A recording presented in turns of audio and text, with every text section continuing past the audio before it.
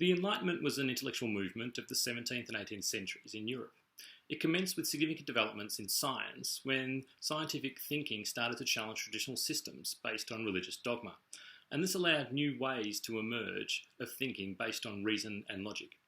In the 17th and 18th centuries, the Church remained the ultimate authority, but the scientific method of experimentation and investigation was gradually being seen as a more democratic way of seeing and understanding the world.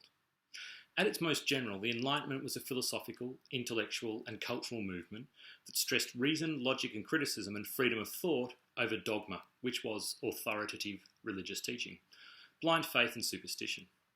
This new intellectual way of seeing the world expanded the field of science to also start to influence ideas of government and the use and imposition of power. In England, the coffee houses and the new newspapers stimulated political and social criticism.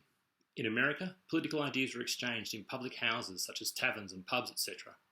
The Enlightenment encouraged a belief in what was called natural law and upheld a confidence in human reason. As the Enlightenment developed, those thinkers subscribing to this view began to attack spiritual authority, intolerance and censorship, and economic and social restraints.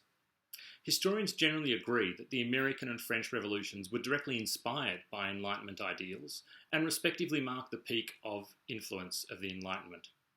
In terms of identifying the direct influences of the Enlightenment on the American Revolution, the ideas espoused by Thomas Jefferson in the Declaration of Independence do so quite clearly when it states, "We hold these truths to be self-evident, that all men are created equal, that they are endowed by their Creator with certain unalienable rights, that among these are life, liberty, and the pursuit of happiness."